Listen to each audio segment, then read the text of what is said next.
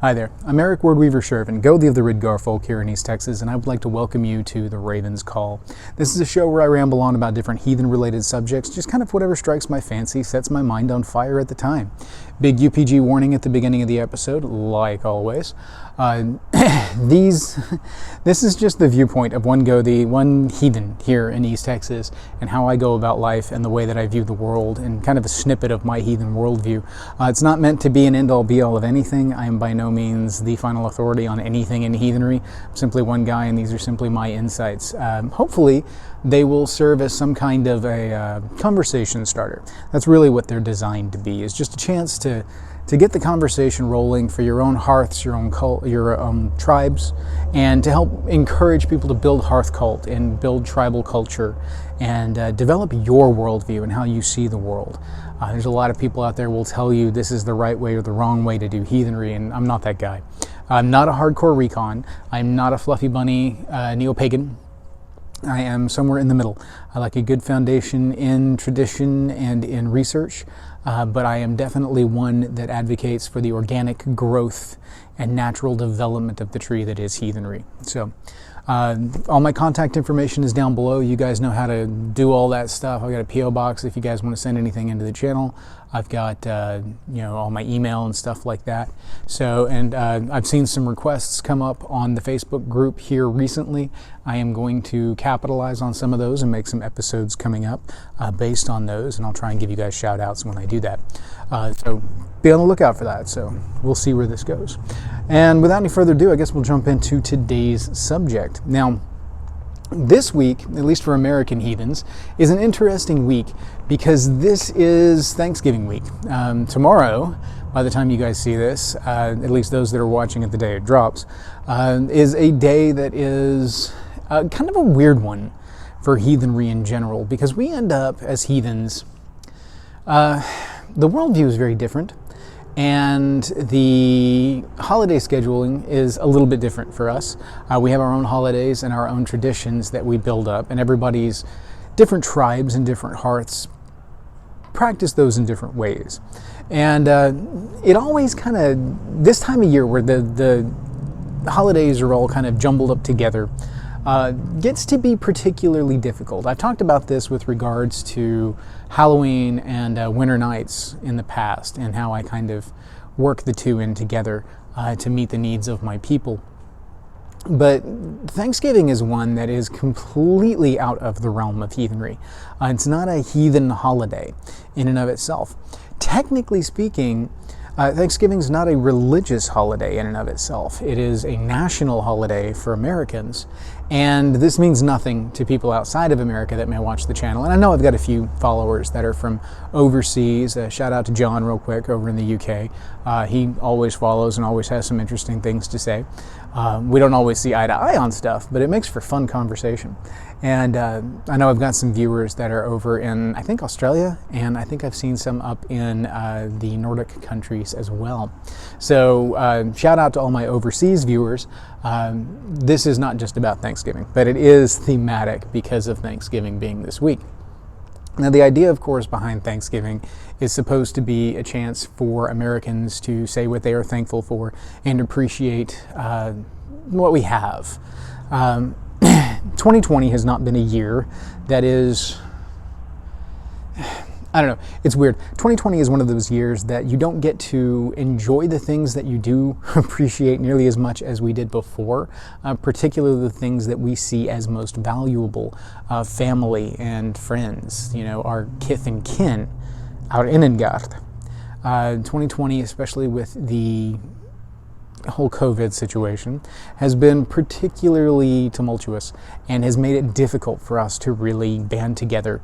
And in some ways, I think that actually brings more to the forefront of how thankful we are for these people that are around us. Now, I'm not going to get into the politics behind, which side of the thing you end up on with regards to the whole COVID situation. There's a lot of opinions one way or the other, but that's not what this is about. Regardless of your views on lockdowns and things like that, in general, it's just been particularly difficult to get together. I know one way that's impacted us here is that I've got a grandmother who is in a nursing home at the moment, and we have been unable to go see her since like March because everything's been locked down heavily. So keeping tabs on her and keeping connection with her has been exceedingly difficult, and it has caused... It's made any kind of planning for a Thanksgiving type gathering almost impossible. So that being said, it has really brought to the forefront how much I value and appreciate my family, and the fact that this year has made it more difficult for me to gather the family and do things together that we would normally do. We still do as responsibly as we can.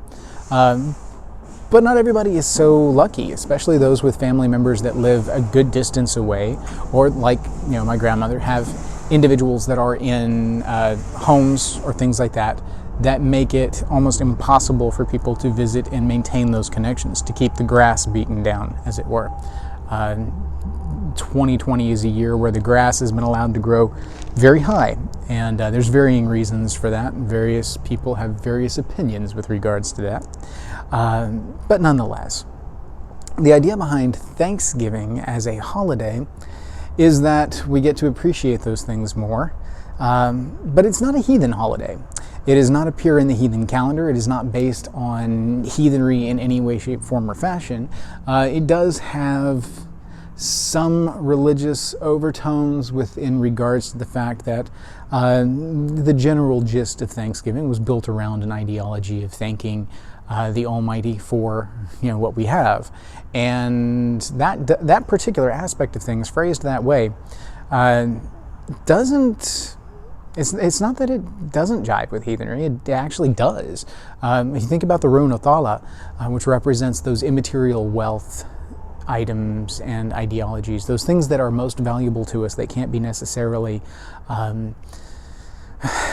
measured in ways that you would normally a monetary commodity. We've talked before about Feu and gold and the value of material things and how that plays into things and manifestation of luck and whatnot.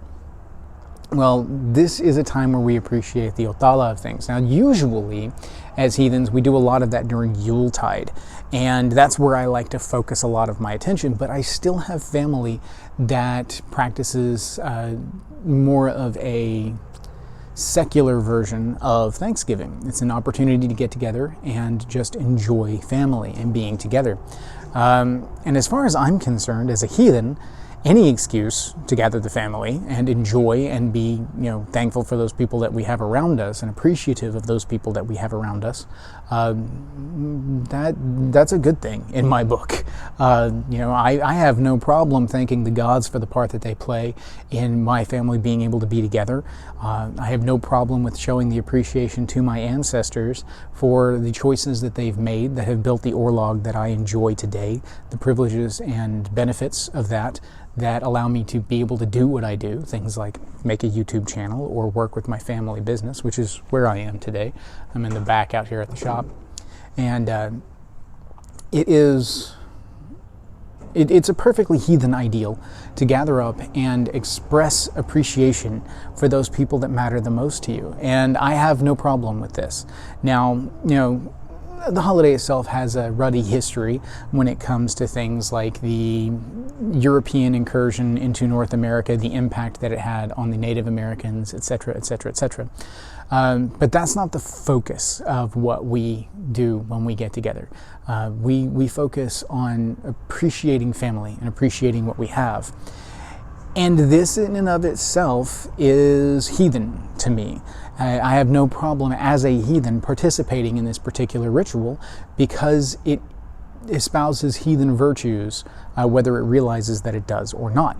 And so that kind of comes into the generalized concept and conversation point for this particular video, and that is how in modern heathenry do we work with holidays and other things that don't necessarily jive with heathenry. Because in the olden days, back in the arch-heathen times, heathenry didn't even have a name. You didn't need a name for it because names were used to differentiate one thing from another. And when everybody was just heathen, There wasn't anything else to compare it to, ergo it didn't need a name. Thus, a lot of people have adopted many names for it over the ages.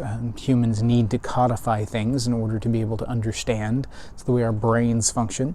And that is, I mean, that's fine. That's just the way the human brain works. But back in the day, heathenry was just heathenry. In the modern day, this is very different because we live in amalgamated societies with multiple different faiths and multiple different cultural influences. And that's not a bad thing. That's just the world at large and how things are. With regards to like tribal functions, I tend to keep those centered around heathenry itself. But when we're talking about things like Thanksgiving or some of the other holidays that folks might enjoy, that gets more into the realm of hearth cult. And even then, familial traditions. And it is not necessarily tied to the religious side of things at all. Like for me, Thanksgiving is not a religious thing in the slightest. I can work some religious elements into it, but most of my family is not heathen. So I'm not going to go to a Thanksgiving gathering and try and do bloat or anything like that, but I may try and sneak aside a little something to make offering to the ancestors. Usually, my wife and I host our Thanksgiving dinners at our place, and I always set aside an ancestor's plate and make a toast at the beginning of the meal to honor those that are gathered, the family and friends that we hold most dear, and we thank our ancestors and bid them be welcome with us at feast. And I make it heathen, because it is something that is important to my family, and those members that actually come out to the house are cool with my heathenry. Not all of them are heathen, but they're all cool with it, and they appreciate the familial focus and tradition that I build up around it. And so in so doing, it's not like I'm sitting here trying to hail Odin at the dinner table, but I am thanking my ancestors. I am honoring my ancestors. I am revering them and giving them a place of honor with my family. I am taking a moment to gather the people together and to make things whole for a moment. And that is holy.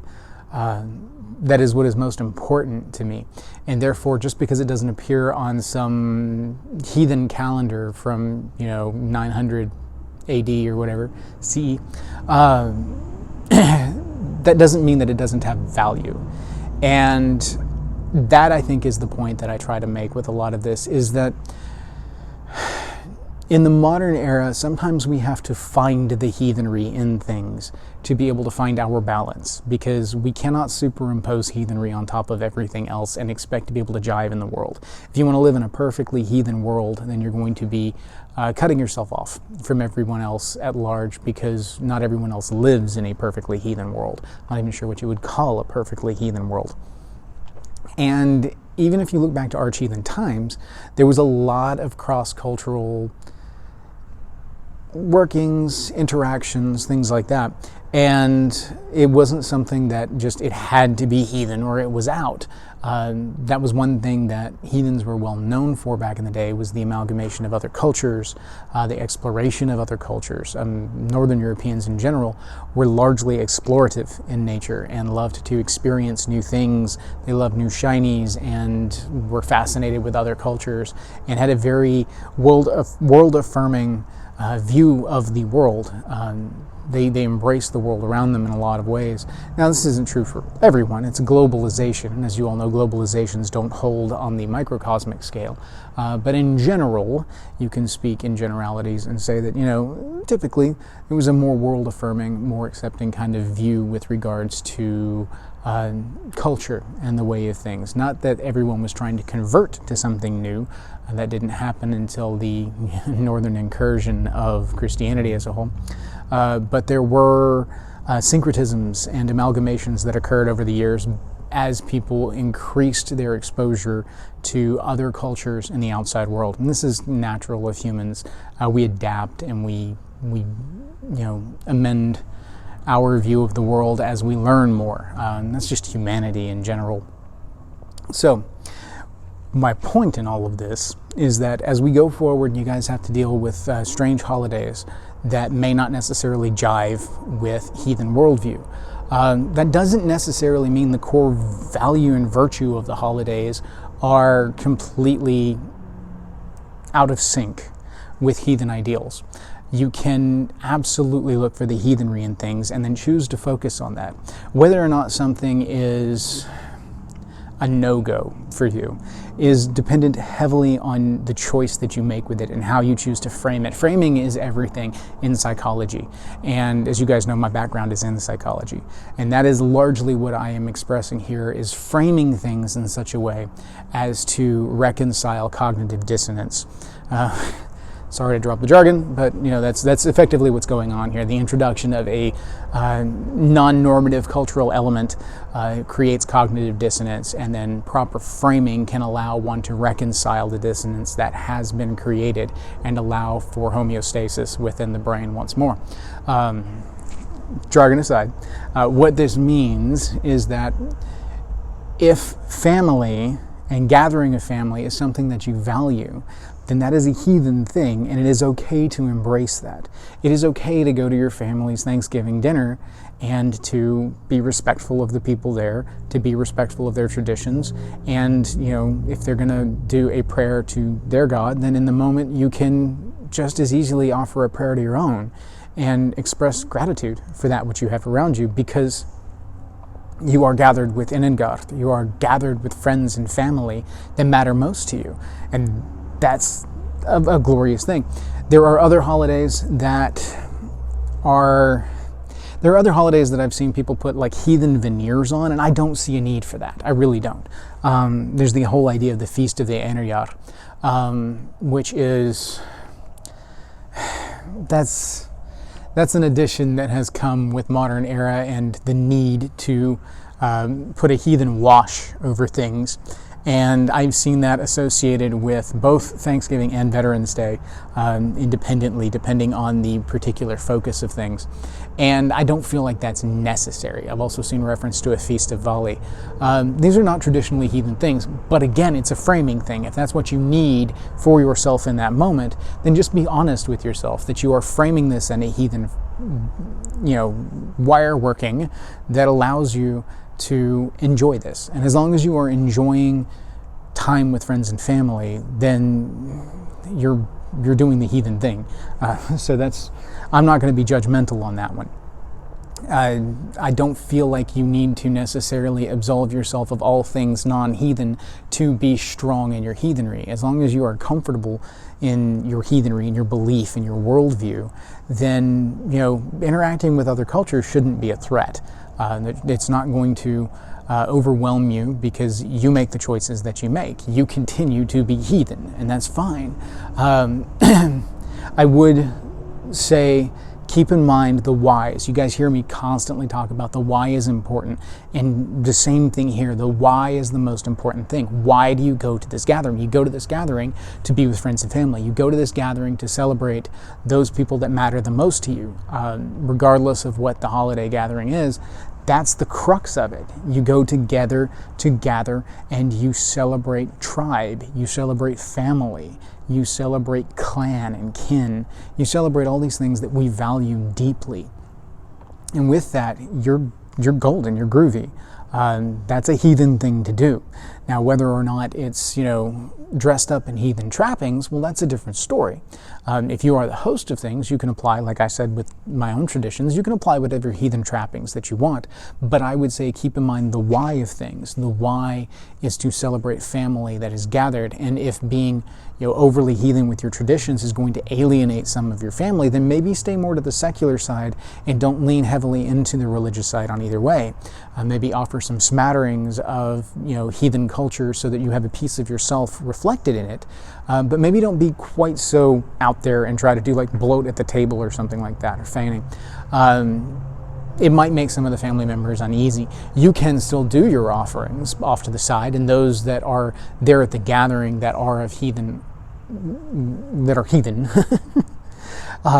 you can gather them with you and do kind of an offside thing. Usually when I do my tribal gatherings for any kind of festival, I separate things so that when we go to do ritual, there's things for the non-heathens in the group to do up in the main gathering area while the heathens go down and do ritual. This is considerate to them. It shows that we appreciate them, and it shows that they are very much members of the tribe and family, even if they're not heathen.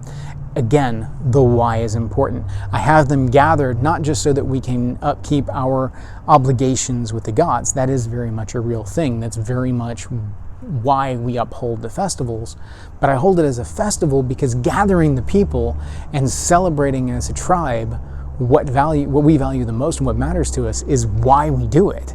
That's the crux of things. So this is why I will focus some things out there for them to do, games, activities, or just a place for them to sit and visit and catch up while the rest of us go down and do our thing, and then we come back up and rejoin the conversation. They see us embrace our heathenry, they see us live our heathenry around us, they see us do some of our heathen stuff up and around in the main area, but when we go down to the Vey for the holy ritual, they have something to do to occupy themselves while we go off and tend to do business. And this is, like I said, this is considerate. Keep that in mind as you go through and you're going to family gatherings or you are hosting them yourselves.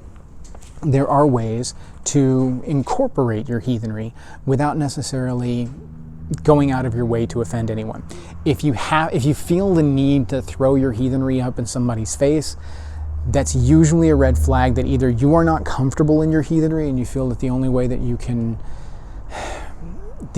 you can reaffirm your ego, and not ego in that you think everything of yourself, etc., etc. No, ego is in sense of self from the psychological term, the inner sense of being, that reaffirming self, that comfort for self. If you feel like you have to throw that up in people's faces, that's usually a sign that you may not be necessarily as comfortable in your heathenry as you could be, and that may be an area that you might need to work on. I mean, it's up to you for your self-reflection on that one. But it also, if you're going in and you're making the conversation about Christianity versus heathenry, or Islam versus heathenry, or whatever your surrounding cultural influences are, then it's not about gathering with family. It's not about gathering with kith and kin. You're making it about the cultural differences. Now, I recognize sometimes the other cultural influences of the family are so in your face that there's a defense mechanism that kicks up and says, whoa, hang on, we don't do that. We're heathen. We do things differently. And there's no skeleton key for that. You have to kind of feel your family out. You have to feel the surrounding out and be as respectful as you can of the situation, but still be protecting your cultural values and whatnot. That's a tightrope walk that goes back and forth. The big thing that I see is that a lot of people in other cultures have the same kind of problem, that they feel they need to force their culture onto someone else, and that is a sign of some weakness there in their own worldview, that they feel they need that external control for affirmation. Plus, some of them have specific teachings with regards to this, and that becomes particularly difficult. The best thing that I find in that is to just kind of shy the conversation away back to a common neutral ground conversation point, the things that you do have in common with family. You can be the pagan in the room of Christians or Jews or whatever your family background is, and the conversation of religion never come up. Or if it does, you can skillfully reroute it because you may have other things in common. You may have business interests in common. You may be fans of sci-fi stuff, television shows, RPG gaming in my instance, football in some homes, or soccer, football overseas. You could have any number of things where there are common grounds, and you can talk about those things. Or you can take advantage of the opportunity to get people talking about family history. That is an excellent opportunity to hear stories that you will be able to pass down and speak over the horn. So family gatherings are a treasure trove of fuel for Sumble. When you get together in Sumble and you want to share a story about your great-grandfather, but you may not have very many memories, but you've got an older aunt or uncle who remembers them very well, boom, treasure trove. get it, and remember everything you can. Write down if you need to. Take your phone out and take notes. I mean, this is an excellent opportunity. I take advantage of every opportunity I can when I'm gathered with family to get stories about family members that maybe I haven't met, or maybe that I was too young when they passed. I have an uncle that I barely knew, that my little brothers didn't hardly know at all, that I get stories from my dad all the time about, how he saw the world and what his experiences were. And then I get stories about my grandfather from my dad, and from extended family members when we get together. And then when my mom's side of the family gets together, there's tons of stories that pass around there too. So it's an excellent opportunity to build that repertoire of familial stories and to gain some really good fodder for the horn. Because they are family. Whether or not they're heathen is irrelevant. They are still part of your orlog. They're still part of your line. And that is valuable in and of itself. So the why, the framing, as long as you think of things in these terms, you can find your place. You can be the heathen at a table full of non-heathens and still be okay in your heathenry because you're gathered with friends and family, and that's fine. It's fine. It doesn't have to be Viking this and Viking that. That's not what it's about. It's not about heathen culture. It's not about Christian culture. It's not about any of these specific cultural elements. It's about your familial culture. It is about the family. It is about the friends and family that gather together. If you don't have family around and you gather your friends together, Friendsgiving thing, I've seen that a lot. That's a wonderful thing, and I'm glad that people do it, because the essence of it is to gather and celebrate your innengard. And that's the crux of this particular holiday to me. There are other holidays that don't jive because they are particularly tied to other religious cultures, and as such, there's not there's not a heathenry element. Like, for instance, there's always a heathenry element in the gathering of friends and family, which is the point that I'm actually trying to get to. But like, for instance, my family used to get together and do huge gatherings around Easter, and heathens have a different view when it comes to Easter or Ostra, and for us it's Livka.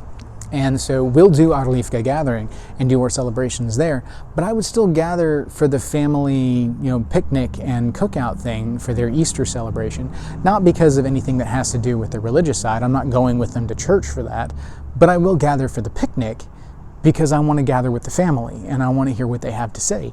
Yeah, there's family members that I may not necessarily have the closest relationship to, or maybe even there's some contentious relationships with, but they're still family. And so I still need to have some kind of understanding of them and what's going on with them, because people grow, people change, and family members that I may have had beef with in the past, I may not now, as things have developed and we have all grown as mature adults. And that's a good thing. That is a very good thing. Or rifts may have grown more, and it's important to kind of get a measure of that and figure out what's going on there, and see whether or not that is a thing that I want to work on. It varies and it depends. So look at the why of what you're being involved in, and don't necessarily shun it, because most heathens out there are actually solitary heathens. They don't belong to tribe. They don't belong to a kindred or some organized group of heathens. A lot of heathens are practicing on their own in their own individual hearth cult, and they do not have a lot of heathens in their familial culture, but you're still family. So that creates a lot of cognitive dissonance, and it's important to see how you can frame that in a way that you can work with it, that you can be comfortable in that setting, that you don't have to get into the religion argument with family. You can kind of veer away from it, shy away from it, and focus on things that you do have in common. Take some time to tell stories, to swap stories, find out family history, find out, when did the family move to this particular neck of the woods? What did great-great-grandmother do? Did she have any kind of things that she was well known for? Do you have any aunts and uncles, great aunts and uncles, great grandparents that were particularly musical? Does anybody still have any recordings of those from their days in their musical interludes? Things like that. The why is innengarth. The why is clan. The why is family, friends, kith and kin. As long as you keep the why in mind, you can find your comfort zone. You can. And if you need to, it's okay to step aside and take a moment by yourself and kind of recollect. Because there's a lot of people out there that are not extroverted in any way, shape, form, or fashion, and the idea of a family gathering is taxing to them. I get that. I do. I understand. There are times I go back and forth. I'm one of those that, a Gemini, I kind of have a little bit of the extrovert and a little bit of the introvert in me. It depends on my mood at the time and how much outside world I've had to deal with lately and my particular stress level at the time. So there may be times where I don't want to be around a bunch of people, but I feel like I need to. Like I have kind of a familial obligation to be a part of this and to let people in the family see that you can still be a good person and not necessarily be of their particular cultural bent. So I go and I am a part of it and I let people see me.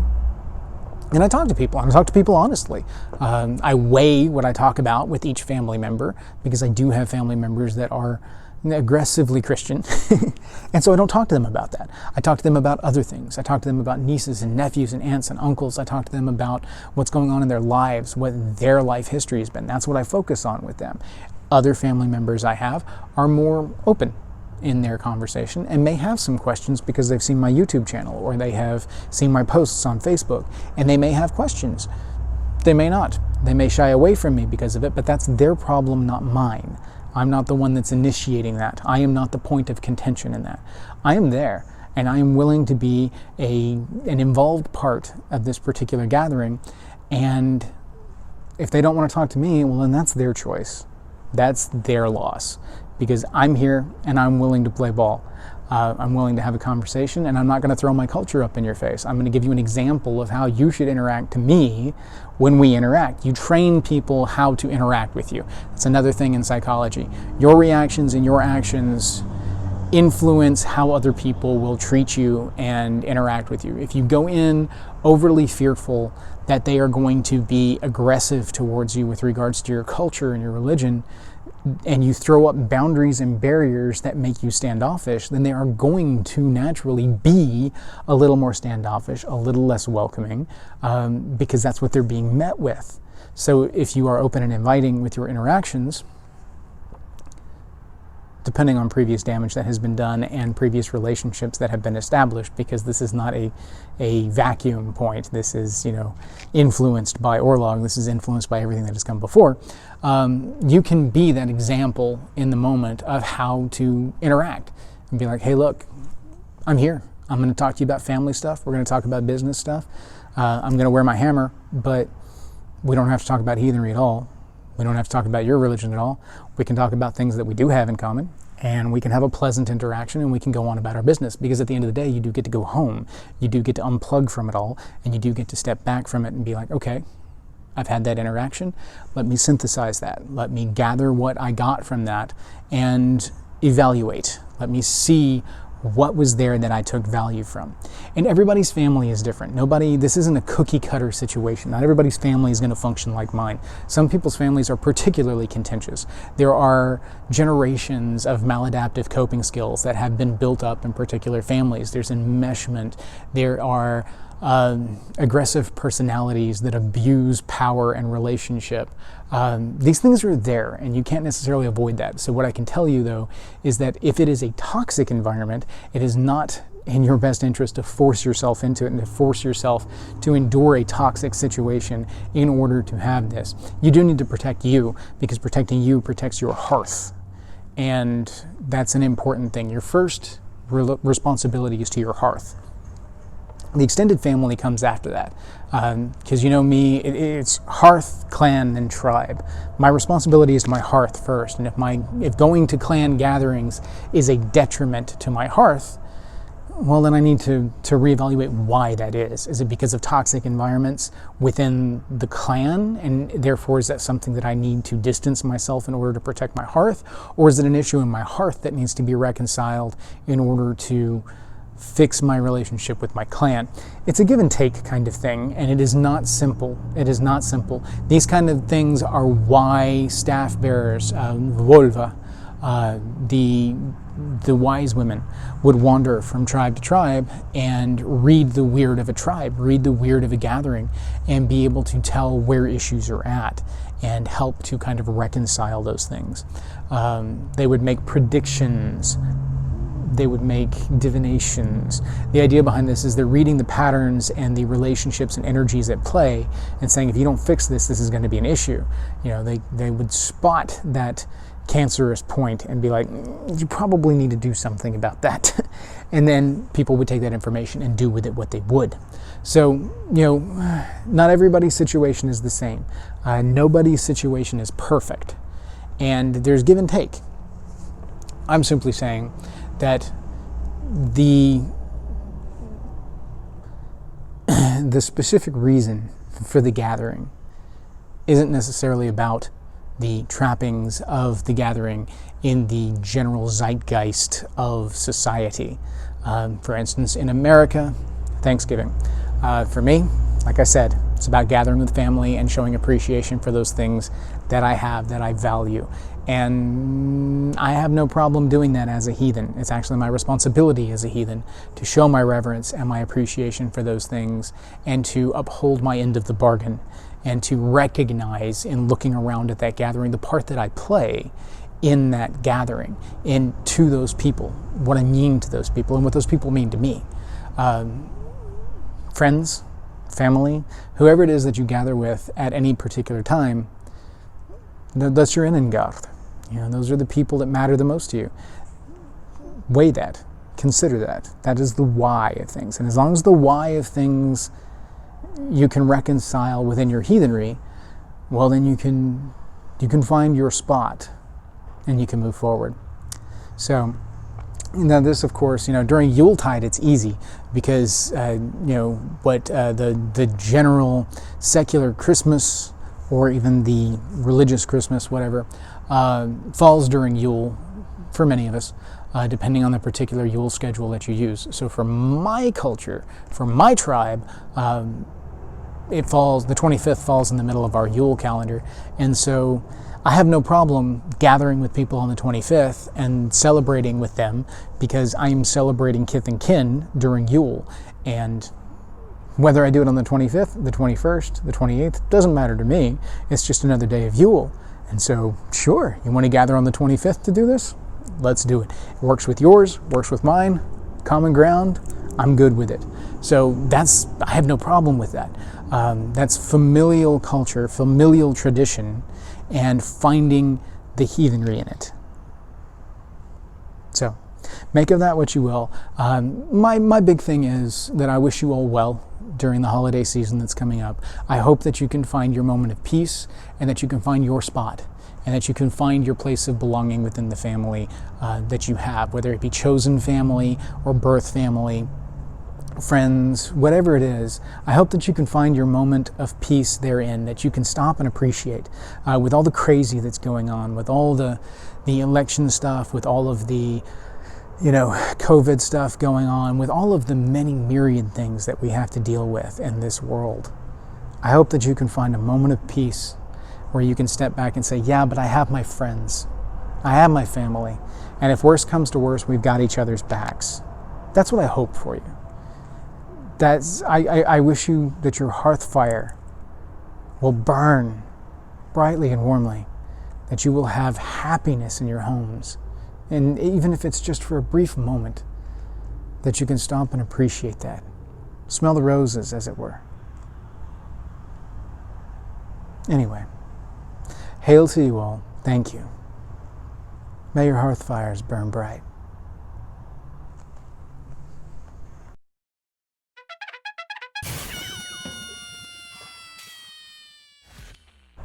Okay, let's give this a shot, shall we?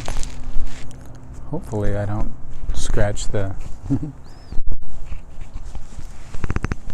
Yeah, I know it's ridiculous at the moment, but it should work. All right.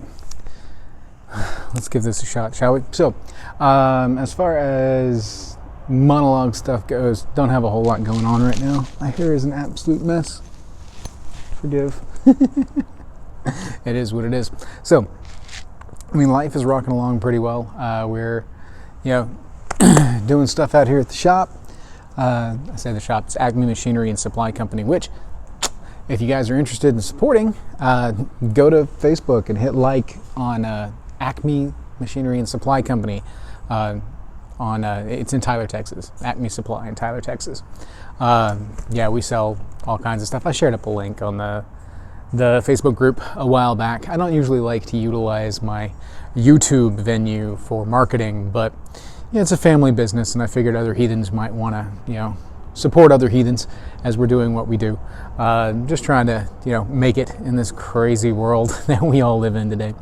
So D&D side of things is rocking along really well. I mean, we had our session a couple of weeks back. I think I talked about it in the last episode.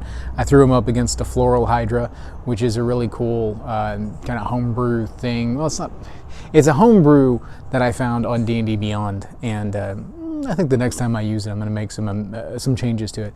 But like right after our session hit, Tasha's Cauldron of Everything. And holy crap, there's a lot of good stuff in there. I've been doing a lot of studying on Tasha's here over the last week, and I am just loving everything that I see in it. Now, there's a few things in there that I'm not going to use, that we're going to probably make our own homebrew rules for and things like that. Ultimately speaking, though, I like a lot of what I see, and it's going to add a lot of depth to the storytelling that I get to do in that setting. And I've got a really cool world called Renothia that I've built from the ground up. I designed the maps and everything, the whole cosmic lore for it all.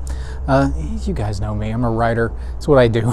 So I enjoy the storytelling side of things, and this is a way that it's an immersive style of storytelling that allows me to tell stories with my players, and that's just so exciting to me, to see everybody light up. Like, one of my guys is a cleric of the Forge domain, and to get to use some of the imagery and everything from the Forge in his spell casting and like his smite and stuff like that. Well, smite, but in his spells that he uses. Went paladin there for a second, but anyway, he's a cleric. And being able to pull some of that forward and pull some of that imagery up, I just absolutely love it. And then I turn around and see in Tasha's that they encourage that kind of personalization of your spell casting and things like that. Oh, it's just so cool. I love it. So this was stuff that I was doing before anyway. I didn't need the book to tell me, hey, you can personalize how the spells look, but I like that they're telling other DMs to, don't just go by the description of the spell in the book. Make it your own. There's one bit in Tasha's where they have a sorcerer that grew up on the farm casting magic missile, and the magic missile takes the form of chickens. I cannot tell you that was a moment of Zelda for me. That was like, oh yes, this is amazing. I love it. I love that they went the chicken route with the magic missile. That's amazing. It's fantastic. So if you're a DM out there, I highly recommend picking up Tasha's and looking at it. There's a lot there that you can expand your storytelling and gameplay with. And for players, check it out. There's some really cool subclass options in there. The expanded spell list and the additional class features for each of the classes are worth it in and of itself. I've really enjoyed it so far. So there's my 30-second review on Tasha's Cauldron of Everything. I love it. I'm embracing it. I'm loving it, and I'm going to add a lot of it to my campaign. I'm really interested to kind of see how the tattoos play out. That's going to be interesting. So, all right. I guess without any further ado, we'll go ahead and jump in the episode. This is going to be another shorter one, just simply because I've got a lot going on right now, and with the focus on the family company and everything, I don't have a whole lot of time to film. But given that it's Thanksgiving week, I thought I'd throw a little something in here that was kind of thematic to the time, and discuss a little bit of incorporation of non-heathen elements and how we work that in the modern day. So without any further ado, let's jump into the episode. We're live in 3, 2, 1. Let's jam.